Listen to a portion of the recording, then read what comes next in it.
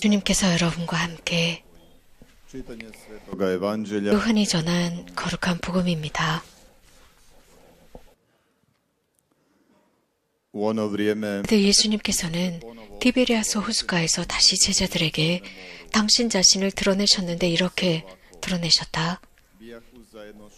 시몬 베드로와 쌍둥이라고 불리는 토마스, 갈릴리아 가나 출신 나타나엘과 제베데오의 아들들, 그리고 그분의 다른 두 제자가 함께 있었다. 시몬 베드로가 그들에게 나는 고기 잡으러 가네 하고 말하자 그들이 우리도 함께 가겠소 하였다. 그들이 밖으로 나가 배를 탔지만 그날 밤에는 아무것도 잡지 못하였다. 어느덧 아침이 될 무렵 예수님께서 물가에 서 계셨다. 그러나 제자들은 그분이 예수님인 줄을 알지 못하였다. 예수님께서 그들에게 얘들아 뭘 좀 잡았느냐 하시자 그들이 대답하였다. 못 잡았습니다. 예수님께서 그들에게 이르셨다. 그물을 배 오른쪽에 던져라. 그러면 고기가 잡힐 것이다. 그래서 제자들이 그물을 던졌더니 고기가 너무 많이 걸려 그물을 끌어올릴 수가 없었다.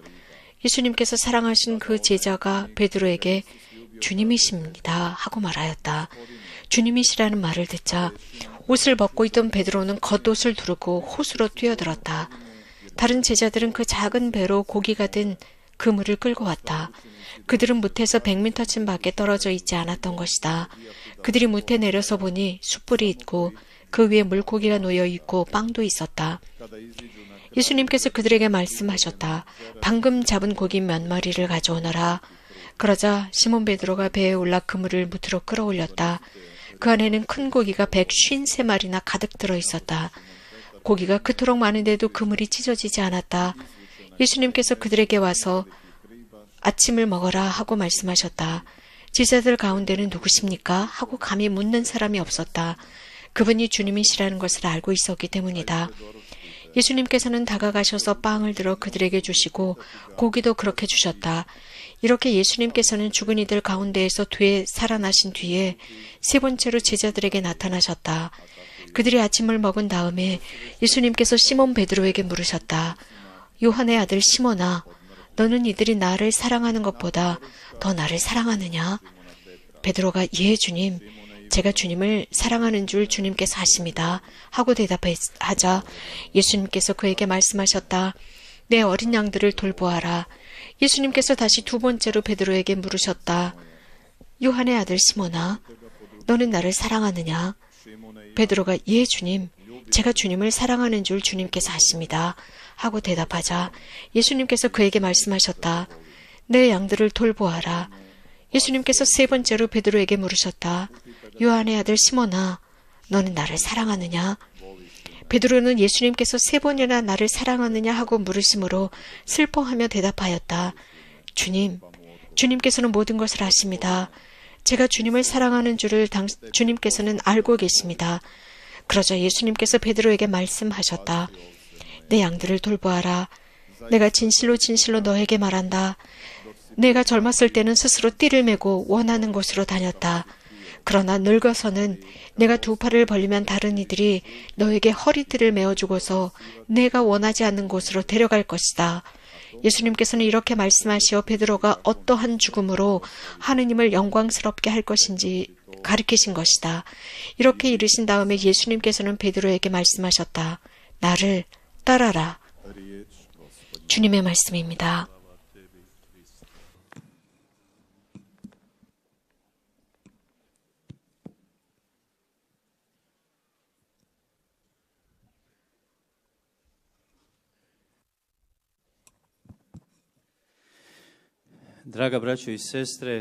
사랑하는 형제자매 여러분, 사랑하는 교회 형제자매 여러분, 어떤 사람이 이런 말을 했어요. 매번 아내가 나를 사랑할 때마다 요리를 잘하고 아침, 점심도 만들어주고, 그런데 우리가 부부싸움을 하면 내가 식탁으로 갔을 때 먹을 만한 것이 아무것도 없어요 라고 하더라고요. 매번 먹을 만한 것이 식탁에 없을 때마다 나를 용서하지 않았다는 것을 압니다. 그런데 우리가 부부싸움을 하고 화해하면 제 아내는 정말 맛있는 요리를 합니다. 이와 비슷한 일들이 여러분의 삶에도 있을 겁니다. 오늘 복음에서 예수님께서 불을 피워서 물고기를 구우십니다. 즉 식탁을 준비하신 거예요. 불을 피우시고 제자들을 기다리십니다. 그들이 아직 호수에 있었습니다. 그리고 그들이 뭇으로 가까이 왔을 때 그분과 함께 먹습니다. 자, 이 모습은 이 제대, 성사의 제대를 의미합니다. 하나님께서는 단 한 번도 우리에게 화를 내시지 않는다는 것, 성사야말로 이 성체 식탁이야말로 2000년 동안 지속되어 온 식탁입니다.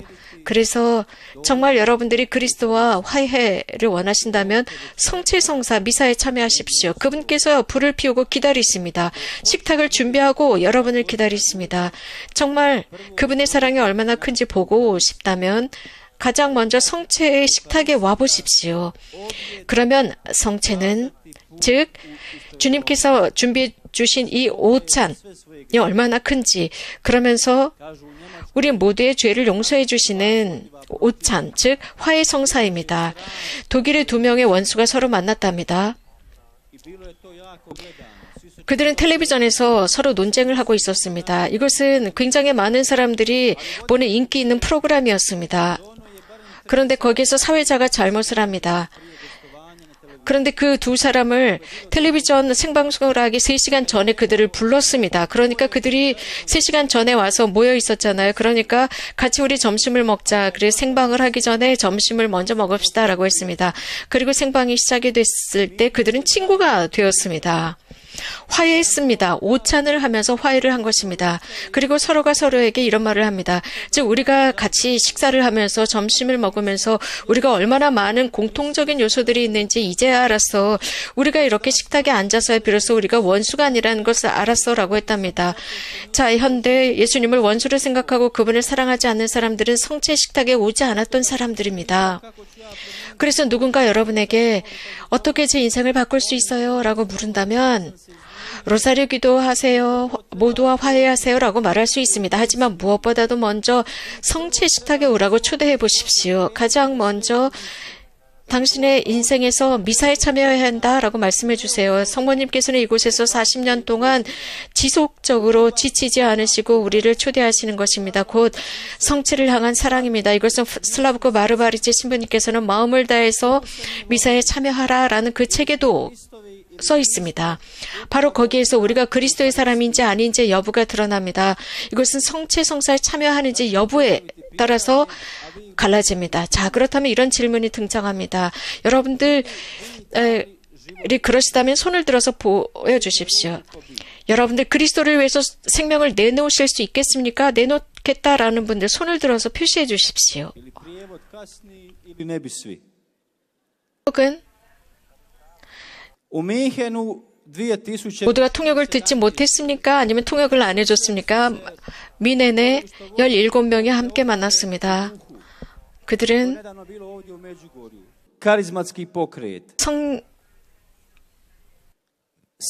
성령 쇄신을 하는 기도의 회원들입니다. 그들이 성령의 힘을 통해서 기도하는 사람들입니다. 저는 그 비디오를 봤어요. 그 성령 쇄신 세미나를 봤습니다. 거기에서 사람들이 일어나서 양손을 높이 들고 하느님을 찬양하는 그런 성령 쇄신 기도인데 이것은 유스 페스티벌 모습과 비슷합니다. 우리 모두는 이런 식으로 하기를 원합니다. 베드로는 예수님과 함께 할 때 내가 죽음을 불사하고 당신을 따르겠습니다 라고 했습니다. 그런데 예수님은 정말 강력한 권한을 지닌 분으로 보았습니다. 그리스도 강력한 분으로 보았습니다. 그러면서 베드로는 당신 절대로 버리지 않을게요 라고 장담을 합니다. 그런데 그리스도께서 묶이시고 감옥에 갇히시고 약해지시고 힘을 쓸 수 없는 모습을 보았을 때 베드로는 예수님을 즉시 부인해버립니다. 나 예수 그 사람 몰라요 라고 해버렸습니다. 그래서 정말 여러분은 그리스도를 사랑하는가라는 질문 앞에서 오늘 저녁 당장 이 미사에서 당장 대답할 필요가 없습니다. 여러분들은 지금 편안하게 앉아 있습니다. 약간의 이 석양도 있고 바람도 붑니다. 시원하고 좋습니다. 그러나 주님께서 나에게 지금 베드로에게 물으시는 것처럼 그리스도를 사랑하느냐 나를 사랑하느냐, 즉 그리스도께서 어둠에 갇혀 계시고 혹은 감옥에 갇히시고 묶이시고 가시관을 썼는데 저분을 아세요? 라고 물었다면, 저분을 사랑하세요? 라고 한다면 모두가 다 그분을 부인합니다. 그러면서 여러분에게 사랑합니까? 라고 물은다면 여러분은 어떻게 하시겠어요? 세계 성령대회에서 모든 성령대회를 하는 모든 사람들이 모이게 됩니다. 거기에 프란치스코 교황님도 참여하십니다. 2017년이었습니다.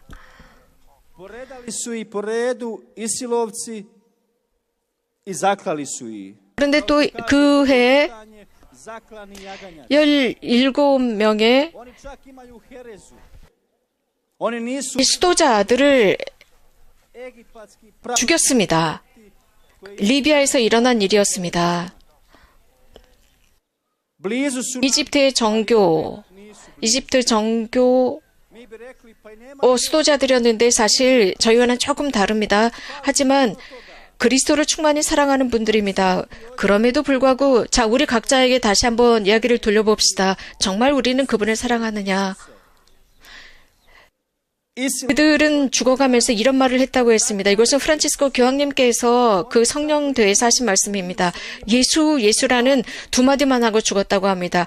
이 이시스, 즉 이슬람 테러 분자들이 죽인 것입니다. 그들 모두는 예수라고 하면서 17명 모두가 살해당했습니다. 예수라는 말만 하고 기꺼이 순교했습니다. 그렇다면 이런 질문이 등장하지 않겠습니까? 바로 그런 상황 속에서 그런 총칼을 들고 있는 사람들 앞에서 내가 예수를 위해서 생명을 내놓을 수 있을까? 이게 내 생명이다라고 내놓을 수 있을까 말입니다. 자, 하나는 배반하고 하나는 부인했습니다. 유다는 배반했고 베드로는 부인했습니다. 어떤 차이가 있을까요? 그리스도를 전혀 사랑하지 않았었다는 의미입니다. 늘 그리스도와 타협하고 그리스도와 비즈니스를 하려고 했던 사람들이었습니다. 그리스도를 비즈니스 대상으로 생각했던 것입니다. 약간의 명예와 영광과 돈을 버는 도구로 생각했습니다. 이러한 그리스도인들이 지금도 존재합니다. 이런 그리스도 신자들이 있습니다. 예수님은 그저 내가 상업 비즈니스를 할 수 있는 돈, 지폐, 동전이다 라고 여기는 신자들 말입니다. 베드로는 사실 어떤 명예나 영광이나 그런 것을 원치 않았지만 자신도 모르게 예수님을 부인해버립니다. 그는 예수님을 사랑했지만 부인했어요. 부인했습니다. 이렇게 표현할 수 있지 않을까 싶어요. 하느님께서 베드로에게 예수님을 부인하도록 만들어서 자신이 얼마나 나약한지를 보게 만들지 않았을까 싶습니다. 그래서 그의 나약함을 하느님께서 도와주실 수 있도록 하지 않았나 싶습니다. 오늘 저녁 베드로는 정말 곤혹감을 당합니다. 그리스도는 베드로 없이 살아갈 수가 없습니다. 내가 너 없이 나는 성공할 수 없어 라는 의미입니다. 자, 제 이야기를 할게요. 얼마 전에 저희 교수들이 치툴룩에서 보스니아의 야이체라고 하는 도시에 갔습니다. 그 도시를 방문했어야 했는데 그래서 성요한 성지까지 가야 했습니다. 여러분들이 아시는 바와 같이 그 성요한 성지 근처에는 카톨릭 신자들과 모슬렘 신자들이 함께 있습니다. 저는 거기에서 레스토랑에 들어갔는데 저는 이 수도복을 입지 않고 평상복을 입고 있었습니다. 그런데 거기에 자, 스프가 나왔습니다. 그런데 거기에 십자가가 있나 봤더니 그 레스토랑 오른쪽 왼쪽을 쳐다봤지만 십자가상이 없었습니다. 그래서 누군가가 우리 식사 좀 기도하자라고 했습니다. 그래서 십자가가 없길래 우리들 서로 각자 식사 좀 기도를 하고 먹읍시다 라고 했죠. 각자 식사 좀 기도를 하자고 했습니다. 그런데 제 오른쪽에 앉아 있었던 교수님께서 성부와 성자와 성령의 이름으로 아멘. 저는 그 자리에서 어떤 누구도 이렇게 성호를 긋는 기도를 그렇게 큰 소리로 하는 사람은 처음 봤습니다. 저는 사제로서 정말 수치감을 느꼈습니다. 사제이면서도 말입니다. 이것이 바로 부인입니다. 배반이 아니라 예수님을 부인하는 제 행위였습니다. 그러면서 제가 사제이면서도 자, 거기는요 크로아티아 카톨릭 레스토랑이었는데 십자가가 없다는 이유로 저희 집이나 마찬가지예요. 크로아티아 카톨릭 레스토랑임에도 불구하고 저는 이렇게 조용히 각자 기도하세요라고 했던 겁니다. 이런 일이 우리들 각자에게 매일 일어난다고 생각합니다. 사제들 사이에서도 일어납니다. 신자들 사이에서도 일어납니다. 이것이 바로 그리스도를 부인하는 것입니다. 사실 이렇게 강론하고 마이크가 켜져 있을 때 설교하는 거 쉽습니다. 그리고 주교님이 계시고 이럴 때 무릎을 꿇고 있는 거 쉽습니다. 무릎이 아파요, 안 아파요? 주교님이 계실 때 괜찮아요 라고 하는 거 쉽습니다. 물론 처음에는 무릎을 꿇고 기도하기가 어렵습니다. 그런데 여기서 무릎 꿇고 여러분들 앞에서 기도할 때 무릎 꿇는 거 가능합니다. 그런데 내가 여기 말고 저 혼자 무릎을 꿇고 할 때 1시간 이상 무릎 꿇고 기도하지 못할 겁니다. 이것이 바로 그들 앞에 있을 때, 제 옆에 있었던 그 교수가 큰 소리로 성호 기도를 그을 때 그 모습 속에서 제가 부끄러워했었습니다. 그래서 이러한 베드로 같은 그 모습이었습니다. 우리는 수도자로서, 사제로서 여러분들의 직장인들, 직장에서 여러분들은 어떤 식으로 그리스도를 부인합니까? 가장 먼저 직장에서 혹은 교통난이 있는 곳에서 일하면서 혹은 가게에서 일을 하면서 바로 그곳에서 그리스도께서 여러분들을 시험하십니다. 자, 결론을 내겠습니다. 제가 이런 제스처를 했다고 말씀을 드렸습니다. 우리 모두가 이것을 모토로 삼아야 합니다. 우리가 예수님께서 베드로에게 베드로야 나를 사랑하느냐? 라고 물으셨습니다. 예수님은 단지 3번만 이것을 물으셨습니다. 지금 나를 사랑하느냐 이 3번을 반복한 것 외에 어디에서도 이런 말씀을 하신 적이 없습니다. 여기에서만 하셨습니다. 베드로야 나를 사랑하느냐? 네, 당신을 사랑하는 것을 아십니다. 베드로는 네, 당신을 사랑해요. 당신을 좋아해요. 라고 하지 않았습니다. 좋아한다, 사랑한다의 차이점이 무엇일까요? 사랑하느냐라는 뜻은 너는 나를 위해 죽을 준비가 되어 있느냐? 입니다. 죽을 때까지 사랑하느냐? 입니다. 사랑한다라는 것은 그런데 사랑한다고 하면서 그저 손바닥 뒤집듯이 뒤집어 버립니다. 그러나 예수님께서 처음에 사랑해요. 2번째, 3번째 나를 사랑하느냐? 예수님께서는 그의 그 사랑을 끝까지 파헤치십니다. 그리고 당신을 받아들이도록 합니다. 그리고 예수님께서는 그 불완전한 베드로의 사랑을 수락하십니다. 여러분의 그 불완전한 사랑을 수락하시고 여러분들의 나약함을 수락하십니다. 하나님께서는 우리를 그렇게 만드셨습니다. 누군가 우리를 사랑하지 않는다면 우리들의 마음이 원하는 대로 사랑하지 않을 때 우리는 고통스럽지 않습니까? 누군가 나에게 사랑을 보여주지 않는다면 여러분은 즉 여러분이 사랑받아야 한다라고 생각하는데 사랑을 주지 않는다면 정말 힘들고 고통스럽죠. 사랑받지 못할 때 고통스럽습니다. 저는 그런 결혼 생활들을 보았습니다.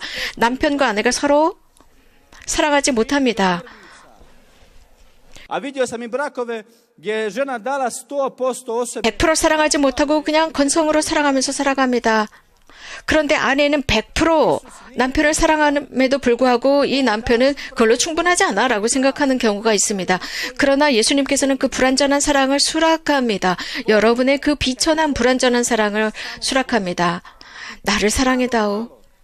알겠느냐? 나를 사랑해다오. 얼마 되지 않는다. 너의 그 작은 사랑, 그 불완전한 사랑으로 나를 사랑해다오. 그러면 나는 행복해질 거야. 바로 이게 우리 하느님이십니다. 그래서 오늘 저녁 여러분은 예수님께 예수님, 당신을 사랑해요. 당신을 정말 사랑합니다. 제가 죽음을 다해서 사랑하는 그 순간까지는 가지 못했지만 그래도 마음을 다해서 사랑해요 라고 고백하십시오. 자, 베드로가 어떻게 죽었습니까? 우리는 이 부분을 자주 잊어버립니다. 그는 십자가에서 죽었습니다. 그런데 거꾸로 매달려서 죽었습니다. 머리를 땅으로 매달고 죽었습니다. 그리스도처럼 죽고 싶지 않다라고 베드로가 말했습니다. 자, 베드로는 그의 사랑이 이 정도까지 커졌습니다. 베드로는 그저 조각조각 불완전한 그 사랑으로 사랑했었습니다. 그런데 그 이슬람 교도들 앞에서 죽어가는 예수 2번 부르고 죽어가던 그분들, 그리고 성호를 긋지 못했던 사제인 나, 이런 모든 것들을 생각해 볼 때 우리는 베드로처럼 신앙이 성숙할 수 있는 가능성이 있습니다. 단 예수님께서 우리들의 그 얼마 되지 않는 불완전한 사랑을 사랑하신다는 것을 알 때입니다. 그럴 때 그분께서는 우리들의 사랑을 완전한 사랑으로, 무한한 사랑으로 성숙시켜 주실 것입니다. Oca svemogućega, stvoritelja neba i zemlje,